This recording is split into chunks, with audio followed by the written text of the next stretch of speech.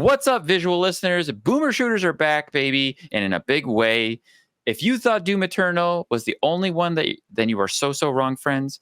This is the Replayer Podcast.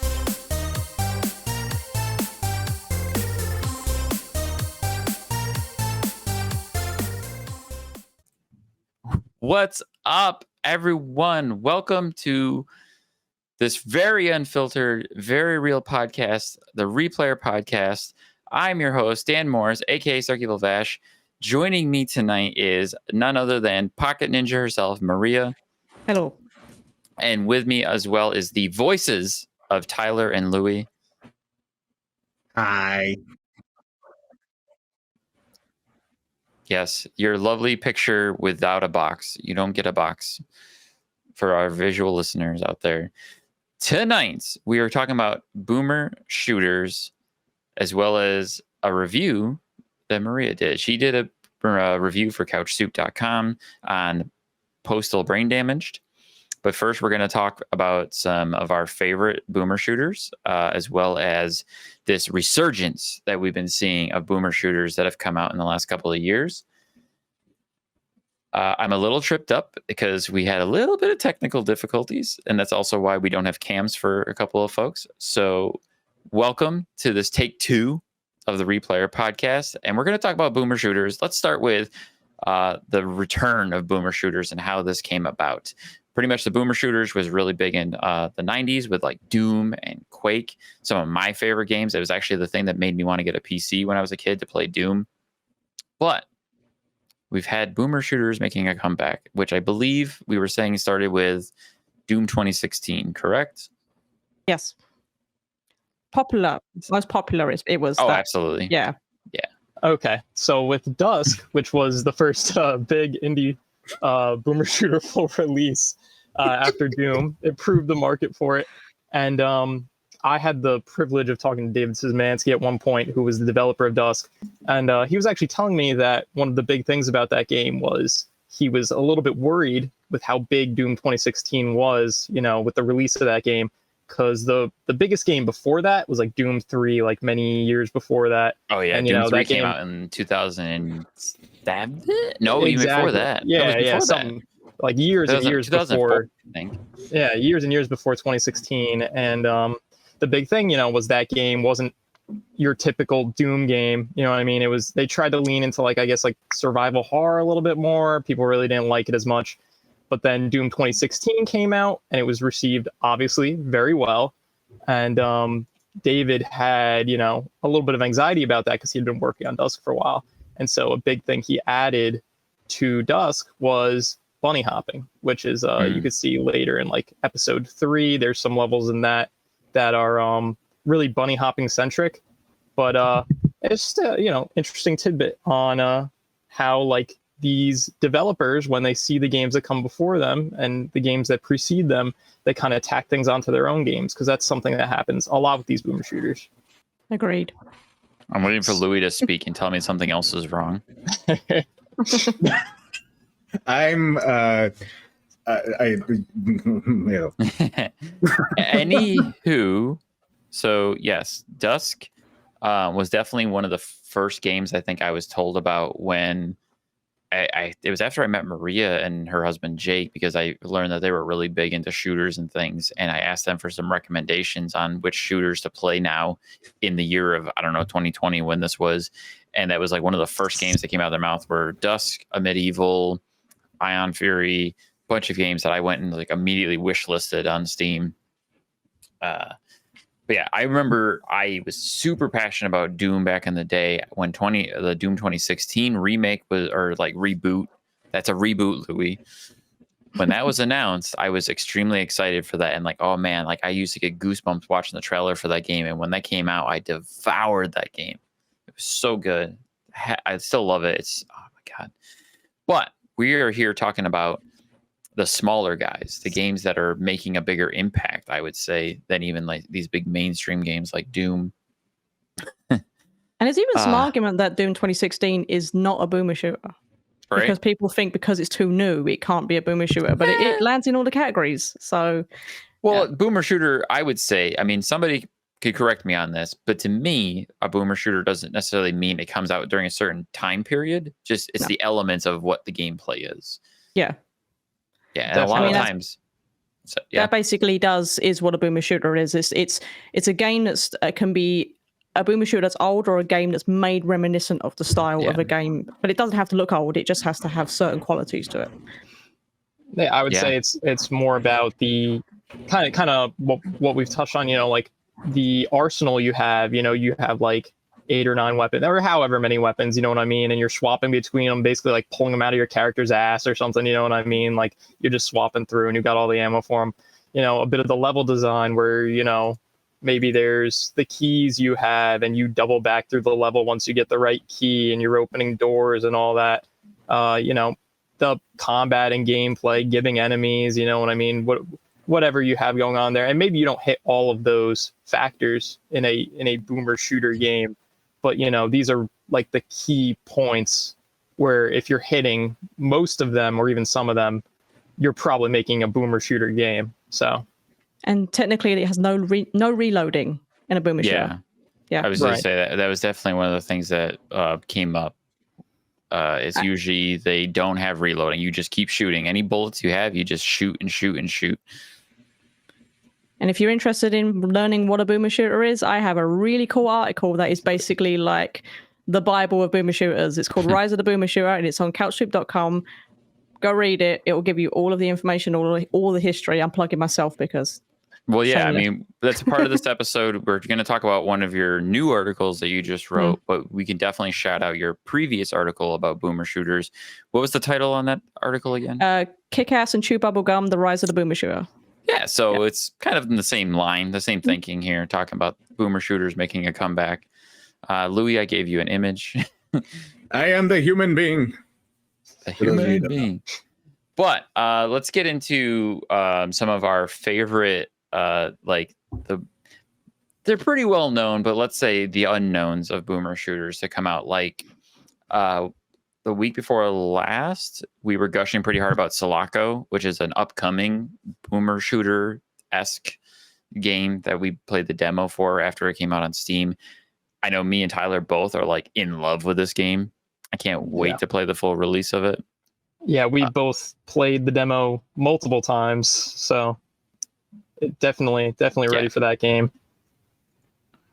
Right. But so Dan, do you want me to take it away with some of the boomer shooter unknowns? Yeah, I know. So Tyler came up with a list of some of the games that he thinks are, what would you say, like reinventing the wheel when it comes to boomer shooters, and you had a lot of very specific notes on a lot of them. So go ahead and jump us into that. Okay, so there's definitely a lot of boomer shooters right now as the genre is, getting a couple years older, as we talked about with Doom 2016 kind of kicking things off, where the genre is kind of growing and evolving. And as the market is looking for new experiences, these games are kind of pushing those new experiences out there. And so while we're on the topic of Sulaco, I'll talk about that one first. Sulaco is like kind of like if you take a boomer shooter and you mixed it with an immersive sim. So kind of think like, a fear type game, One of the big things with Sulaco for me is that the enemies react to you. The environment reacts to you. And that's something that, with boomer shooters, you get that a little bit. But with this game, they feel like really smart. You know what I mean? The actions you take against them, they'll really if you go around them, they'll turn around, they'll throw grenades at you and all that. And this game is really building on the history of a lot of the boomer shooters that have come before it. It's running on GZ Doom, which people who know a thing or two about boomer shooters, that is like when it comes down to the engines that these games run on, that is like the end result of a huge history. GZ Doom's the new engine that Doom runs on, right? Like that's the engine, is it? Not like the Doom 2016 or all that, but it's like a product of like the older Doom engines. Oh, okay. Doom 64 gotcha. Runs Doom 64. Yeah. There you go. That's why our very own Jake knows so much about it. So, but yeah, so they're running on GZ Doom. The dev team definitely knows what they're making here, pushing some boundaries and freshening the genre up. The shooting feels really chunky and responsive, and it just pulls so many influences from like so many games that are both in the genre and connected to the genre. like with the looting and scavenging you need to kind of do to survive. It kind of goes past like the finding keys and backtracking to a door. It almost feels a little yeah. Metroidvania-esque to me when I was playing it. Yeah, I definitely see that. And when we've talked about the game previously, something that we've talked about a little bit was how you could find like PDAs and like all these little like lore objects around the place, which are, one, it's cool to get the story and all that. It seems like they have like a really interesting story for this game. I like the PDAs because it kind of harkened back to Doom 3 and how you utilize PDAs as well as the documents that you read in those PDAs to solve puzzles. And that was kind of harkening back to old school survival horror. Again, I know Doom 3 isn't most people's favorites, but me as a survival horror fan, I really love Doom 3 for that reason. And exactly. I love the feelings I got from Sulaco kind of giving me that, you know, deeper level of involvement. And when I played the demo, I realized like I got to stop playing this like a typical boomer shooter, and I got to slow down a little bit because I was just like, go, run, move. Definitely. And it always feels like you're engaging with the environment. As you were talking about the PDAs, like you engage with them to find codes for different things. You're always working on them to get an edge to survive in this game that, you know, the gunplay feels very much like a boomer shooter. But, you know, you're flipping tables. You're always looking for things in the environment to give you an edge. And I think it is one of the first 100% like boomer shooter immersive sim hybrids I've seen. And, you know, while the game isn't out yet, I think the demo gives a really good sense of what this style is going to be about. I think it's going to push boomer shooters in a slightly new direction for sure. If you care about that kind of thing, this is definitely one to keep an eye on. So, Louis, did you get a chance to play Sulaco? I did not. I'm literally looking.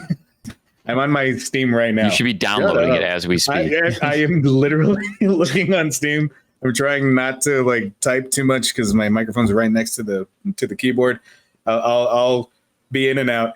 I forgot the name the last time we talked about this, and I was like, oh right, this game looks ridiculously badass. I just barely started getting into a little bit more with the boomer shooters. I mean, I've always liked them. I've always liked the feel for it. I kind of went away from some like the older school kind of games or some of like the more indie games recently. I was just trying to keep up with all the new stuff. But now that my good quote unquote computer is being sent in, and I probably won't be seeing it for a month, now I'm left to my laptop, and I don't want to kill it like I did last time. So I'm running smaller games on it. So I've been going through like all of my Epic games that I got for free. I've been going through all of the stuff that I bought that was like, you know, a bundle for like 20 games for like $2 on Steam and stuff like that I got before that I never tried. A lot of them happen to be like boomer shooter-esque. Like which ones, you know, any off the top of your head? I got that trilogy, or not trilogy, the trio that we've been talking about, the Medieval, Dusk, and what was that other one? Ion Fury. I didn't get Ion Fury. No. The other one, the developer that makes those two, also made a New Blood Interactive. So I know Overcharge, I think. Ultra Kill. Ultra Kill. Oh, yeah. So Ultra Kill. And the Ultra Kill is the only one I've been playing because it's so freaking addictive. I found that this is my zen. My zen is let's boomer talk shooter. About Turbo Overkill then. Oh man, that was just, it's so freaking. I haven't gotten that far into it because I get too addicted, and I'm not going to play that instead of going to work because I need something to pay the bills that leaves my computer on so I can play it. Thank you. But like I like the old school graphics and all of that. I think a lot of people kind of forget that when you're in the middle of shooting something in the face, you're not really looking at how pretty it is. You just want to shoot it and make it stop coming after you. So I mean, find the prettiest thing about it is when that enemy explodes. Absolutely. So. Like you really get a real like, oh man, just this turbocharge of like accomplishment. And I forgot about that feeling. I've been looking too much into games. Was it Turbo Overkill or was it Ultra Kill? Ultra Kill.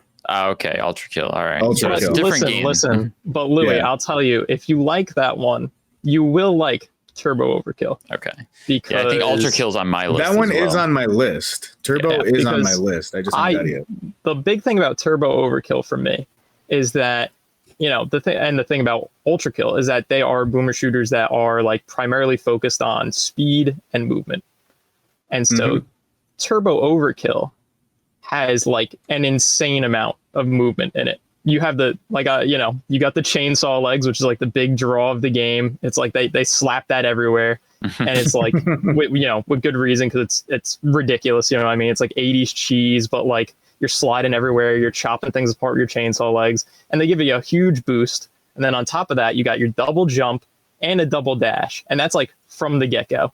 So you're flying around everywhere, you know what I mean? You can combine them. So you got the double jump, and then you combine that into the chainsaw legs to go flying forward, and you can take someone's head off with the chainsaw legs. And it's just crazy stuff. You got quick, merciless combat, you know what I mean? You're flying around enemies. But the big thing about Turbo Overkill for me, and this might sound like a bit of a weird comparison, but I feel like it's got some like kind of like RPG type elements in that like the game really lets you decide how you want to approach combat, because the wide array of weapons you have, a lot of them are really close range. Like you have obviously like the classic super shotgun kind of deal. And you have like a flamethrower, but on the other hand, you have longer range stuff like a minigun or an assault rifle. And you have a bunch of different ways to upgrade things. Like weapons have the alt fire modes, where it's kind of like Doom 2016. It really feels like, you know, kind of inspired by that, the kind of way you'd like run around those levels and find those like little floating robot things and like get the alt fire modes for your weapons in that game. When you upgrade the weapons in this game, you get an alt fire mode. But the other upgrades feel really different from Doom. So whereas in like Doom 2016, you'd find like the Praetor suit upgrades and they'd give you like tiny stuff, the upgrades in this game about like your mobility really feel like you're making like a tangible difference in how you're going to play the game.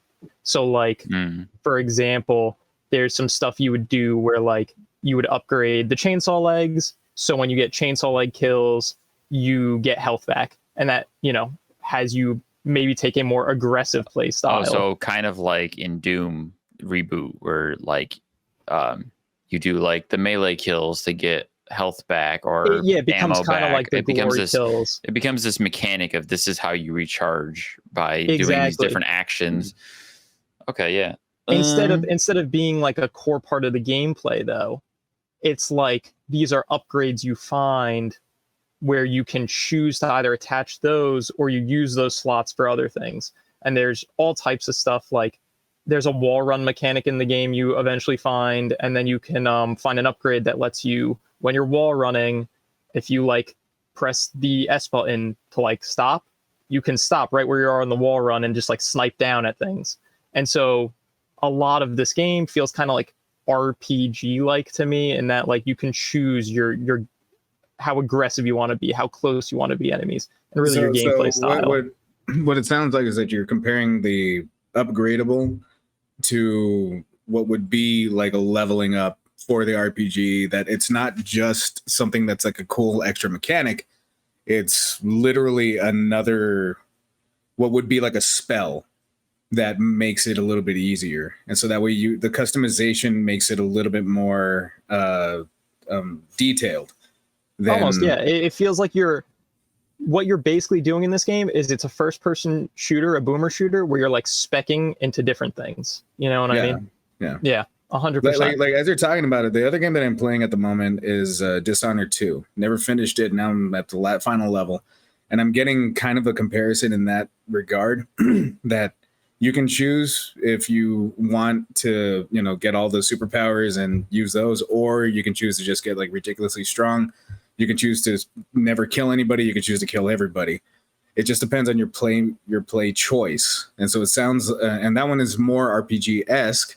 So I think that that's actually a pretty good comparison. And I was going to mention something about that myself, that playing nothing but, you know, big AAA games, then going back to these really intricate indie games, I'm seeing a lot of these similarities that you wouldn't otherwise really recognize. Just in the way that you play them, it kind of informs how you play something else. I usually like, playing games really slow, sneaking around all over the place, seeing every goddamn pixel and just making sure that I get all this stuff. But recently, because I've been playing these faster paced games, it's made me want to do these other games as fast. So I'm like just trying to jump through the levels, almost speed running in my own like little world. So it's just weird how you get influenced by playing one way into another. That plays into something I was saying. Around sucks. That's kind of what I was saying before too, when I was playing the Sulaco demo, and I realized that I was speed running and realized I was missing a lot of things, and I'm like, I need to slow down and kind of like take in the world around me a little bit more before I just go running through everything. Because when I'm playing like Ion Fury, it's go go go, you're moving fast, and same with a Medieval. And for the sake of time, we kind of went on a massive tangent there about Turbo Overkill. So Tyler, you might have to kind of speed through your list a little bit if you want to still knock those out. All right, I will go speed running just like we're speed running the Boomer shooters right now. So I have a couple more things on the list. One I want to talk about that I've been playing really recently is Viscera Fest, which also only has one episode out so far. So we'll have to see kind of how the game grows and evolves. But it's a mixture of very traditional Boomer shooter aesthetics and kind of like some of the gameplay elements. But it changes the game up with like the focus on what you're actually doing in it, because very early on the game tells you that if you want to succeed in it, you basically have to be bunny hopping around the entire game, and it gives you very little ammo. The difficulty is amped. It's so hard, and what you basically have to do is use the ammo you do have to kind of take out the bigger enemies, the harder enemies, and then be bunny hopping around and meleeing the easier enemies that go down a little bit, with like 1 or 2 melee hits, and then picking up the ammo from them and, kind of transitioning that ammo into killing the bigger enemies again. When you get into these rooms with like a dozen or so enemies, it gets really tough, but the game has like such a solid core gameplay loop that I just don't feel, I feel like the only other game I've seen like a gameplay loop where it's like as tight is probably Doom Eternal, and like the way that like, you use your weapons to combo into like, your flamethrower to get the armor back, and then you do the glory kills and all that, where like all these different weapons are like, you need to be using them to combo into one another. And I feel like with Viscera Fest, it's got a very similar thing where you have to be bunny hopping around to melee enemies, to get your ammo back, to kill bigger enemies, and looping that again and again and again. And I feel like this game is kind of, largely moving Boomer shooters out in a new direction by taking what they have with, the whole like arsenal of weapons and forcing the player to use them all. Because honestly, when we play Boomer shooters, I don't know about you guys, but once I get like the rocket launcher or something, I'll use that till the ammo's gone. Then, if you get like the minigun, you use that one up second, and you kind of go through the weapons running out of ammo until you get back to the pistols. And this game kind of forces you to do something completely different. Another game that I think is doing some different things with the Boomer shooter genre is HROT, which is, I know our good friend Jake spoke about that one a little bit. Shout out to Amorpher. Yeah, shout out to Amorpher. Is it HROT or is it HROT? I've seen it pronounced both ways. I've always pronounced it HROT. I could be completely wrong. I would love everyone in the comments to absolutely shit on me for that one. I actually was saying HROT until I heard somebody else say HROT, and I'm like, you know what? It's got like the Eastern European. Well, it's supposed to be like a tribute to Stalker, I believe. Yeah, because it's got the Eastern European like aesthetic. So like, yeah, it could be HROT. You know what I mean? I wouldn't be surprised. But I am a white boy from the East Coast of America, and to me, it is HROT. So, how do you say it, Maria? Yeah, I'm just saying HROT. Okay. Yeah, I was on my No, you said HROT. HROT. HROT. I don't know.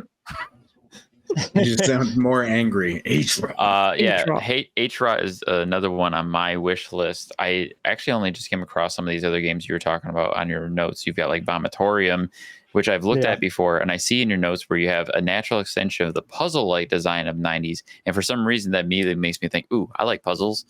I want to play a puzzle shooter. Yeah, Bring on the puzzles. For that one, it's like, this Vomitorium is like basically a Metroidvania FPS. You know what I mean? I've never, I haven't, I will admit, I have like not Metroid played Prime? many. I was going to say, I'll admit I never played Metroid Prime, so I don't know too much about that.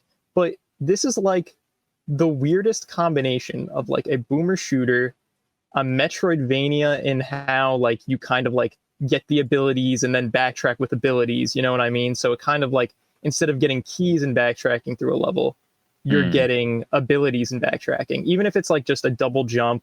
But they also have something where it's basically like, Samus's morph ball, and they call it like the fetal ball or some, crazy thing like that. Okay. But and they combine that with like the world feeling, kind of like, the lore building of like Dark Souls games. It reminded me a lot of like the world itself reminded me a lot of like a mix of like Dark Souls and Bloodborne. Like it's got like this really like dark, edgy Gothic world with like and it's got like Lovecraftian kind of influences. But I think this game is one of the number one like boomer shooter type style gameplay things, where it's like, it's still obviously kind of in the genre, but it's combining so many other things with these like retro throwbacks and pulling inspiration from so many other genres, that it's like, this is one of the most new and experimental games I've ever played. Is it really experimental? Experimental. Hey, it's good. It's good stuff. It's got like 4 different genres. They throw it in there and somehow it worked. It just works. So I don't want to cut you off on your list too much here, but I do want to touch on a few of the tiers, the 3, what is it, the 3 pinnacles, or the three gods of what's bringing back the boomer shooters, before we let Maria kind of go into it on Postal. So I want to make sure we touched on a Medieval, Dusk a little bit more, and Ion Fury, which according to Mr. Amorpher, those are the 3 pillars of like returning of the boomer shooter. So I want to give him a shout out. He's given us some help with some notes on this discussion. To double back a little bit, I wanted to talk about Dusk real quick. I've been replaying that again in the last couple of days. When you were talking about the movement and the feel and the bunny hopping, and I don't know what it is about Dusk that game just kind of like nails some of this movement when you're playing, and the way the guns feel and the way the enemies feel, and it's almost horror-esque, and it's actually got some pretty creepy elements to it. And I don't know why whenever you come across a rat, it sounds like a crazy person laughing at you. Can somebody explain that to me? Which of you have played Dusk? I know you have, Tyler. Who else? I haven't played it. I'm sorry, I failed you. It's okay. It doesn't matter. I only bought it. I just bought it. I am so looking forward to playing it, but like I said, I got a little kind of too hooked on the Overkill one. That's all fair. Yeah. I didn't realize I'm trying to clean out my hard drive too, so I'm like, okay, finish the games I haven't yet. So that's Dishonored, that's Wolfenstein. I still haven't finished that one, the New Blood. So I'm trying to make room so I can put all 50 of those games that I just bought pretty recently. Well, I mean, Steam had the big, what's it called? The big sale. So I was like, okay, I'm going to get all of these games that I wanted last month. And Louis, I'm going to, you're taking us away again. You're taking us away again, Louis. Louis, I'm excited. Screaming. I'm excited. Louis, I'm trying to talk about Dusk. Dusk is one of the most influential games of the recent years when it comes to boomer shooters. Louis. Yes, it is. I know you want to play it. I know you have other games. So with so Dusk sold almost 70,000 copies in its first month, making over $1 million. 2 months later, the studio released Medieval, and then it just went nuts. So I just dropped my knowledge just to shut Louis up there. Thank you. But that also works for me to segue into a medieval, because a medieval was one of the first games that you guys have mentioned to me besides Dusk. And when I looked at a medieval, I'm like, oh my God, this looks like Hexen or Heretic. Very different, yeah. I used to play those games back in the day too with Doom. So I jumped on a medieval. It was one of the first games I bought and played after you guys' recommendations. And that game is gorgeous. Yes, it looks stupid good. And for some reason, it's got ray tracing, and it looks even better if you can play it with ray tracing. So similar to the Hexen, Heretic, if you've ever played those old school, like kind of magic based shooters, you're using these like ethereal weapons of magical power. And you're not using guns, but most of your weapons are ranged because they're like magic wands that shoot balls of blue fire, or a sword that shoots little beams of green energy that you can slice and dice their enemies. I've been playing this game a lot. It's super fun. It's really fast paced. The movement feels great.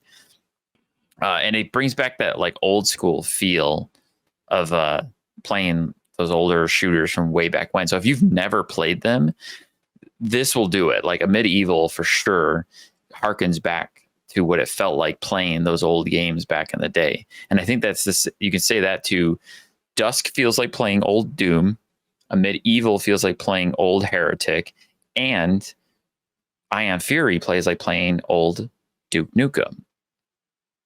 Yeah. And I think that's what really nails down why those games do that well. Before I move on to Ion Fury, have anyone else had a chance to play a medieval? I've seen it played a lot. I haven't played it. Yeah. I've seen it played a lot though.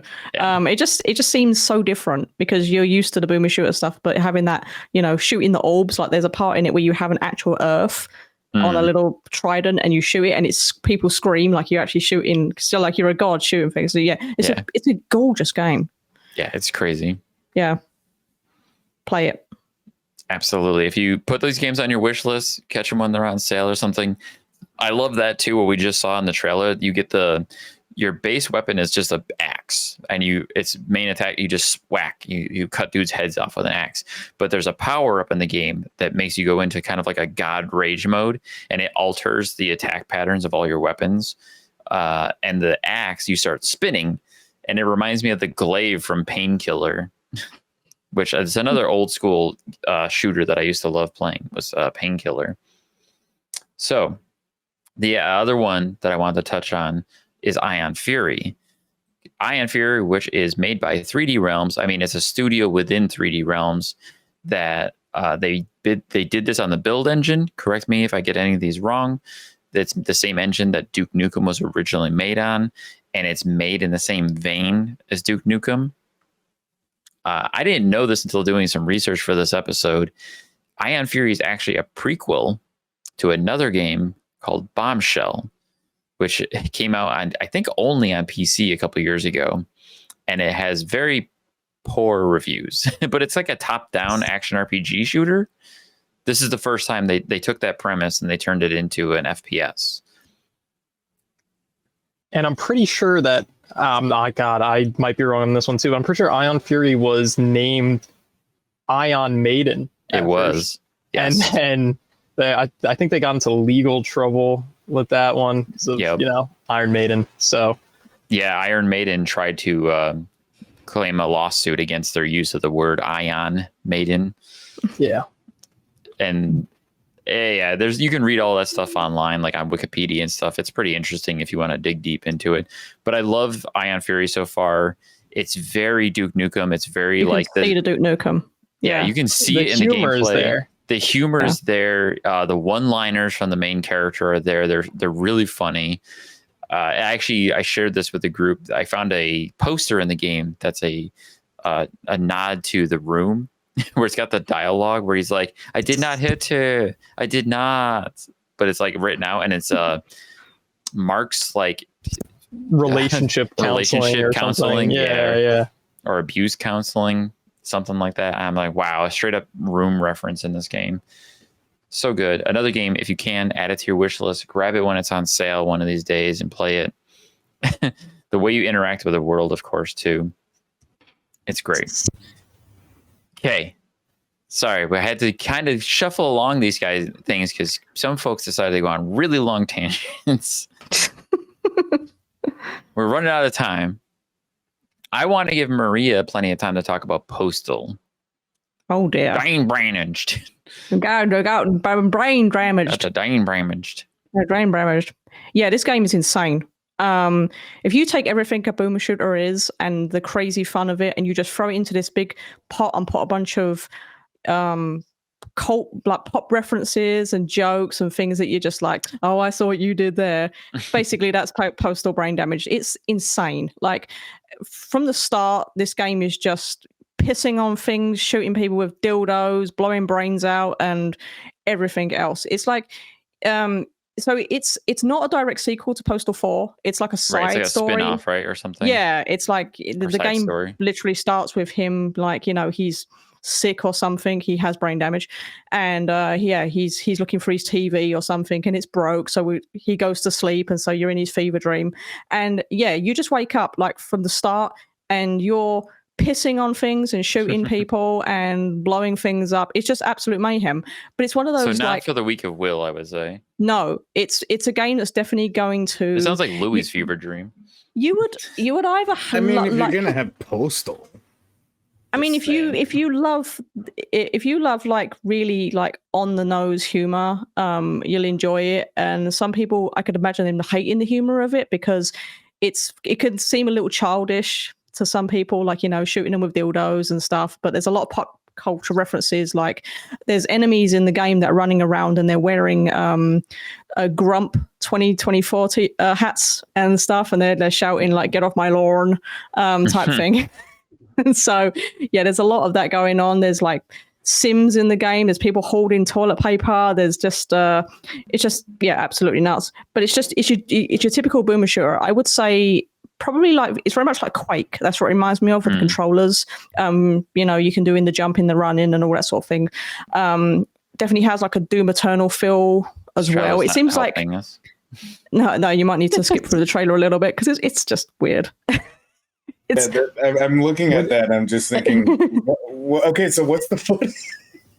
Oh yeah, it's purely audio something going on there. It looks like I'm sure it's hilarious. Maria, when you're talking about like the Doom Eternal feel, I remember when I was looking at your review, the one thing that like stuck out to me was like the I guess like what they had that's like analogous to like the super shotgun has like a grappling hook on it, and I was like, that right there is Doom Eternal. It basically takes other parts of games and it's kind of like a nod to them. You know, so it takes a lot of things. It actually has a level in the game that is Quake inspired, and it literally says it's a Quake inspired game. So it takes a little. So that's what I mean. It's a very I see what you did there kind of game where they'll take other elements from other games and put them all in. So it's kind of a homage to other boomer shooters in one game, even with the very Duke Nukem-esque like silly cheesy one-liners and stuff that he says. Like if you like any of those kind of games, you're going to enjoy this. It's just absolutely like nuts. Basically. I love games that do that, and it's making me I'm remembering other games that do that, and every time I played a game that does that kind of like, I see what you did there kind of notion. I want to say like Lollipop Chainsaw did that. Yes. There's other games too, and for some reason I'm just drawing a blank right now that would be like, oh, you're totally ripping off what this other game did. In kind of one thing I would say about it though is there's a lot of like it's very fast paced, like, but because of the kind of game, it's very goofy and you just want to go in and blast everybody. But at the same time, it's like, it's a hard game. It's tricky. So we played it on like the medium mode, and I got killed plenty of times because there's so many controls. Like I had one of the little keypads thing with the mouse, and I had to bind like over 10 keys because there's 9 weapon slots and there's 6 item slots, and you're pissing on things, you're jumping on things, you've got items to manage. It's just managing, trying to do all of those things all at once. It gets kind of nuts. So that's one of the only drawbacks, is that it can take a little while for you to get used to a lot of the controls and stuff, but it's just absolute mayhem. And it's a game that definitely doesn't take itself too seriously. So it's just, it is what it is. It's absolutely nuts. It sounds like as long as you're not easily offended, it's a riot to play. Oh yeah, no. The game doesn't do anything that's I would class as offensive. It's just if you're a little, I don't know, a little sensitive to dildos, then don't play this game. But I mean, it doesn't say anything. It's not. It doesn't got anything where you're like, oh, you shouldn't have went there with that. It's very tongue in cheek kind of. I would probably say if you are not a fan of like not the newest, but right before this generation's South Park, yes, you probably are not a fan of Postal. It's just barely both outdated, but because of how tongue in cheek that kind of humor is, you're not, it's not. It doesn't do bad jokes for the sake of doing bad jokes for shock. It does bad jokes, but it also tells you why it's a bad joke. So yeah, it's making fun of things. Exactly. Like it knows that it's saying a bad thing, and it tells you it's saying a bad thing. So it's not like, oh, these people just don't know what they're doing, or they're just trying to be offensive. They're like, no, we're making fun of idiots who think that they're funny before saying something like this. And it's so very, it could be smart or it could be not, however you want to take it. But there's dildos, so why not? Yeah, and there's very current event humor in it as well that a lot of people could be like, because there's people wearing grump hats and you're fighting Karens in malls. So awesome. And, I remember playing the Postal 2, which was the first FPS Postal, and it had the kind of the same thing was going on. Like there was like a lot of political current events going on. And of course, this was back in like early 2000, back in the day when this came out. And then there was like the Postal movie that had like George W. Bush in it, and he's like rolling with the president. They're very topical. They really are. And that's it. It's the games are purely satire on current events. Yes. Yeah. I mean, you definitely don't want to take it seriously, and if you are a little sensitive, then don't play this game. But it's just stupid fun, and it's one of those games that you could just pick it up and have a go of. You're not, there's not a deep storyline to it. You don't have to. If you don't play it for a while, when you go back and pick it up again, you're not going to miss out. It's literally stupid silliness. That's just exactly what you're seeing in the trailer right now. You're just shooting people with dildos. I mean, pissing on people and pissing on them. Yeah. Oh, you know what I might have been thinking of too is probably the new Shadow Warrior. The new Shadow Warrior is like that too, where it's kind of the one with the new guy, right? I'm sorry, the one with the new guy. The new guy, or is there a new one? As far as I know, there's only been 3. There are the 3 Shadow Warrior reboots, but there was the original Shadow Warrior that's like the old Shadow Warrior. I'm sorry. Yes, I'm talking about the new Shadow Warrior, which is a 3D first-person shooter in a modern engine. I'm playing the first one right now. I got the second one, and I didn't get the third one yet. But that's why I'm asking: are you talking about the third one? No, well, just in general, the new series, the new versions of Shadow Warrior that are like that, where the game is got these kind of realistic graphics, and but it doesn't take itself too serious. So if you've played some of Shadow Warrior, Louis, you know what I'm talking about, especially when you get the main character. Bunnies. The ridiculous humor and what the dialogue of the main character, and it gets a little over the top, but it's satire, and it's funny to see a game like Postal, which is that hard, like stupid, goofy, over the top satire, but then on the opposite side, you've got the more serious, darker tone. I mean, boomer shooters don't generally take themselves too seriously because of the nature of the gameplay, but then you have the ones like Dusk, that have a much darker tone. And it's more like there's not a lot to be laughing about when you're playing Dusk, honestly. Yeah. Like this game is just every part of this game is just something to laugh at. That's the whole point of the game. So yeah, this is the complete other end of the spectrum of silliness. Yeah. Absolutely. I was just gonna say I'm thinking of it as like a Mel Brooks kind of a movie where it's like it's not making fun, then that's it. It there is something to it, and it like there's some substance there, whether you find it in the translation or if you find it in the actual like for video games, you're capable of like making a really fun game that is tongue in cheek in the story. With movies, you have to be a little more direct about it. But that's what I like about that, and that's why I've always liked the concept of like these kinds of boomer shooters, which. I don't know. As a newcomer to it, I'm really loving it. All right, let's get off so we can go play. They're great for people who have busy lives. They're great for people you could just come home and pick something up without there being kind of mindless. this whole. Yeah, I have to catch up on 25 hours worth of story. You're just like, shoot him with a dildo, kick him with a dick. There you go. That's all you need in your life. I'm good And if now, if there's a real good level, you could play it 25 times over and it never gets old. Or if Yeah. you Yeah. find the Sulaco demo, you play it like 5 times over and it never gets old. So Yeah, Yeah. 5 minutes you get to another level as opposed to 28 hours and change. Yeah, and then Whatever. those games usually reward you in different ways too, because like there's every boomer shooter I think I've ever played, they always have the end statistics where it's like it took you 24 minutes and 38 seconds to beat this level, but we did it in 3 minutes. And you're like, Yeah. what? Okay. So like that's the par time. Like the old Doom used to do the par time. But it's like you could beat the level this fast if you knew what the fuck you were doing. But Yeah. then again, go ahead and take your time, explore, look for all the secrets. You'll spend an hour in that level when it should only take you 5 minutes to beat it. That's a lot of Absolutely. why it takes me forever to beat games. I don't understand when people are like, "Oh, I beat it in 5 hours." I'm like, shut up. Shut up. Did you get all the awards? You didn't play it. I blame so many games for making me super OCD that I constantly have to search every nook and cranny of everything, Yes. especially like playing the old Gears of War games. And I'm looking for those goddamn cog tags. So I have to look everywhere. Like, Yep. where are they? I do the same 1,000,000%. Yeah. Yeah, absolutely.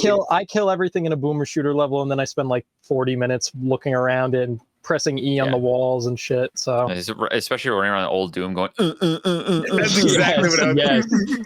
Where is it? Where is it? All right. So now that we've gotten through our main topics, I'm happy to slow things down again. We can do some honorable mentions. If you want to go into some more detail, Tyler, you can. Louis, I don't mean to silence you. I do want to get some more of your love. You said you're new to boomer shooters. Are you sure? Like, did you not play the old boomer shooters back in the day?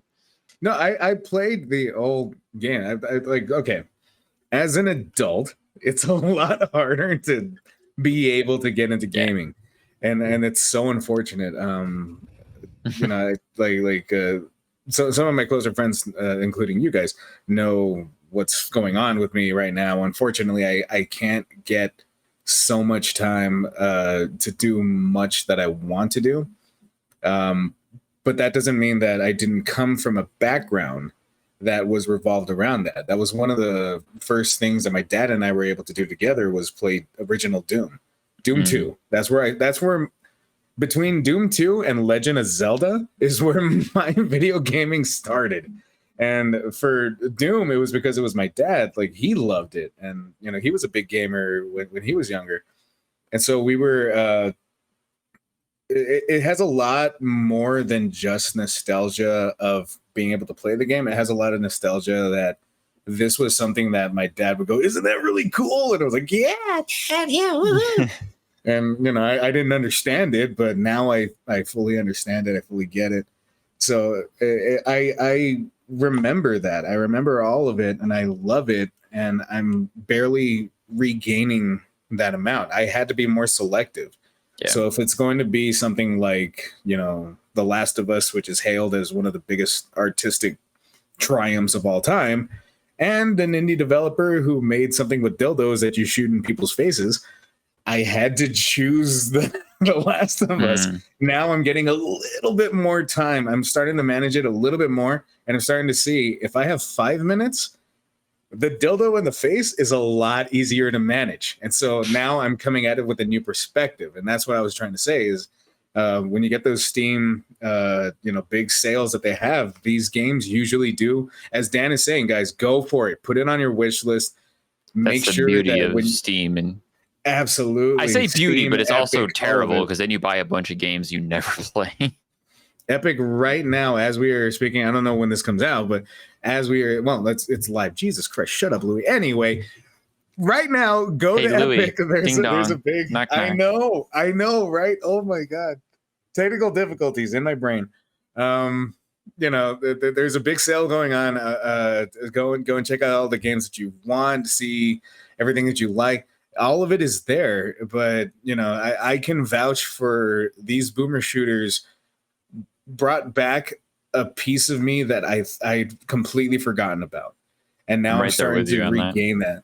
Right? Yeah. Oh man, I get so excited because we tangent because other of than it. playing like the mainline Dooms, I really like the new Wolfenstein game, but I haven't played all the other Wolfenstein games that have come out since then. I need to go back and revisit those, especially now that I've kind of like I've got it in my blood to play shooters again.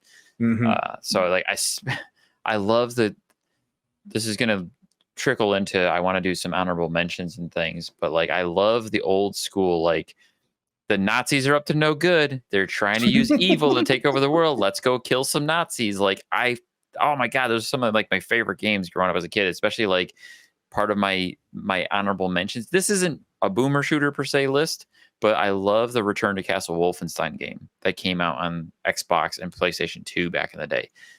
It's one of my favorite old school old school but newer shooter. It's not so much a boomer shooter. It was Wolfenstein kind of going into a more of a regular shooter direction, but it still was ridiculous and over the top, and the Nazis are doing all these crazy experiments and they have all these crazy supernatural monsters and you get to blow it up. It was a good time. Kind of like that. The nice thing about these boomer shooters is they're definitely coming back in a big way. Like this resurgence is happening. The nice thing about it is that they're not afraid to tone down the graphics to go back to like the 90s look and stuff. Not everything is a AAA game. You know, like Postal, when I first turned it on, I was like, this looks like a game from PlayStation 3 era. You know, it's not, the graphics are not that great, but it's just the gameplay. They focus so much more on the gameplay that it's more, it's not all, you know, shiny. And I've also learned to piggyback on that is like, there's so many games that I enjoy now for having an old aesthetic or retro aesthetic, or that just the graphics just look good as like pixely graphics, or it's just part of the appeal almost. Yeah. I mean, Proteus pretty much is the one. Yeah. I was going to say Proteus. I that's part of my honorable mentions that I want to throw out there for boomer shooters. Proteus is really good. A lot of people say Proteus is what should have been Doom 3 if Doom kept making traditional Doom shooters. It's a 3D environment, but it's been mapped with these like pixelated overlays to make it look like an old shooter. And then it's really cool that you can actually change the character models. You can use the cardboard cutout character models that of the old school shooters, or you can actually use their 3D render, so you can kind of play the game the way you like it. Proteus is really cool. Check it out, especially if you have Game Pass. It's free on Game Pass on PC. Also, it has a co-op mode. Oh yeah, co-op is always good. There's one thing I want to go back to really quick. Just what Maria was talking about with the graphics thing. This is coming from a guy who was able through various means to get a pretty decent computer that eventually died.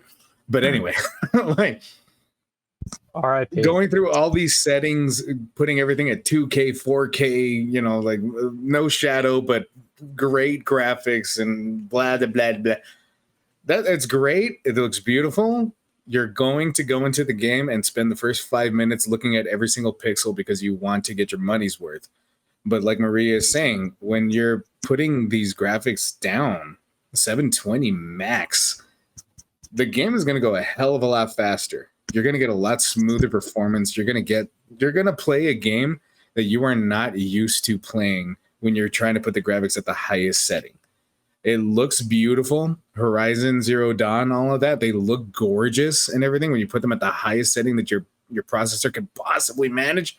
But when you play these games at the highest process is 1080, I think, maybe. Well, that's also uniquely like a PC problem, especially in your situation, Louis, where your good PC decided not to work anymore, and then you're trying to make these games run on a not so good PC. Mostly console players don't typically have to worry about that so much. But then again, most of the best shooters and the boomer shooters live on PC for the most part. Some of them make their way over to console. Some of them work well on console. Some of them don't. That's very fair. That's very fair. But to wrap us up tonight, I wanted to do a quick couple of honorable mentions on top of for like actual boomer shooters. The two that I want to mention that I love and have enjoyed over the years were the Serious Sam franchise, which is one of those it's stupid over the top. You just constantly blasting the hell out of everything. Check out Serious Sam if you want to just go nuts, blasting giant hordes of monsters. And The I also better want to give a movement. shout out to Prey 2006. That was a 3D Realms 3D shooter. It was really good. It was really trippy. I definitely recommend giving that game a quick look at and checking that out. I think it was extremely underrated. A lot of people still love it. I want to replay it. It's been a while since I've replayed that one. Do you guys have any honorable mention boomer shooters? I think I could say Hellscreen's pretty interesting. I did play the demo for Hellscreen. Yeah, it's quite different. You like this like the color scheme is the first thing you notice. It's a very blue island you are, and like you're kind of like this. I'm assuming you're a robot, and the only reason I say that is because you have a rear view mirror. So I called it the car shooter. Like people pretend you're a car or something. So you have this, and you have these baddies that you can only see in the mirror, so they sneak up behind you and stuff. And it's just a very unique looking game, and it's just like a lot of fun. And I'm always for games that I like to do something a little different. I'm like, yeah, okay, cool, I can go with that. And it is one of those games that's kind of done that. So yeah, check Hellscreen out. It's made by one guy.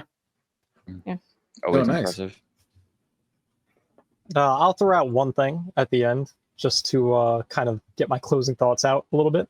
Sure. I'm not going to talk about necessarily a boomer shooter, but I want to talk about the existence of a game that I think proves something about boomer shooters. That's Agent 64, which we talked a little bit about when we talked about the Steam Next Fest stuff. It's kind of like a reimagining of the GoldenEye 64 stuff. Like it's almost exactly the same, like brought back and made into a newer game. And the reason I want to talk about this is because that game is kind of like another type of retro resurgence, so to speak. Yeah, I'd say it kind of falls under that category of like a retro shooter. Exactly. And I think, the games like Dusk, a Medieval, Ion Fury, like the big three, and then everything that's come out after, and kind of how we were talking about, there's games that are really pushing the genre to new places. I think that it's proven two things, and I think Agent 64 is the perfect benchmark for that. I think it's proven that the boomer shooter is an influential and expanding genre. I think it's possible, some developers making some of these games might get burned in the market at some point, but I think that the developers are continuing to adapt, continuing to make new experiences, and it's going to just keep succeeding and the genre will keep growing. And I think it proves too that the boomer shooter success has opened the door for other similar retro reimaginings. I think we're going to see other, genres from like, the 90s, these retro games start to come back and like these nostalgic reimaginings with new experiences. I think we owe that to the boomer shooter. Yes. Get off my lawn.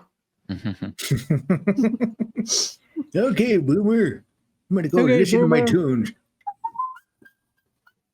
All right. Louis, headphones. So, All right.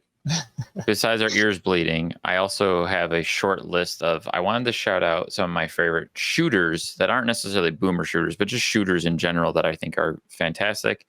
You can't say it without saying Halo. The Halo franchise is amazing. I love Halo. Such a great influential first-person shooter that kind of like made the way for console shooters, as well as GoldenEye. We're talking about Agent 64. GoldenEye was one of those like pivotal moments for console shooters. And then just quick shout outs to the original Medal of Honor, Titanfall, Titanfall 2, Battlefield, with Battlefield 4 and 1 specifically. Those are just some of my favorite shooters out there that are specifically, I think of them too when I think of like boomer shooters, but those are more grounded ones. I just wanted to mention them. You could technically say that Halo was the death of the boomer shooters. I mean, Medal of Honor came before Halo. Yeah, but it was more like the Halo was considered the last of the actual, but the last of the boomer shooters. It was when the boomer shooters stopped and the new shooters started, kind of thing. True, because that was also around the time like Unreal started becoming a thing, and Unreal was like a newer version of Quake, and then Halo was kind of like, well, we like the way games in Unreal look, but we want to do that, but make this sci-fi epic and go in a different direction where you have health and shields, and it's a little bit more grounded. And then you go into more realism. Just kind of killed the boomer shooter. I still remember playing old school Halo back in the day on Xbox, and then I would turn around and play like Unreal Tournament, and it's like if I want to run around, jump into the air, and blast people with rockets, I'm going to play Unreal Tournament where it's just chaos. You know what, Maria, with what you just said right now, the realism killed the boomer. I feel that because I remember the first time I played a game where I was like, you have to what? Reload? What the? Nah. You can't carry 10 guns? Oh, damn it. I'm done. I can only carry 2. Yeah. For me, that was Call of Duty. Damn it. Yep. But anyways, I think that does it for us tonight on this completely train wrecked, tech issued episode of the podcast. I will be editing this one to try to fix some things. So to close us out, I just want to let everyone know that you can reach us at the replayerpodcast@gmail.com with any of your thoughts, comments, suggestions, telling us to shut the hell up, or telling Bluey to shut the hell up. That one. That's the one. You can also try to help us develop some of the new content that we're working on. We've got some new stuff in the works.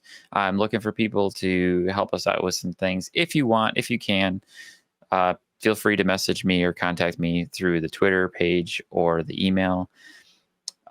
Thank you all for watching, listening to this episode. Thank you, Maria, Tyler, and Louie. That's game over, folks. Have a good night. Bye. Bye.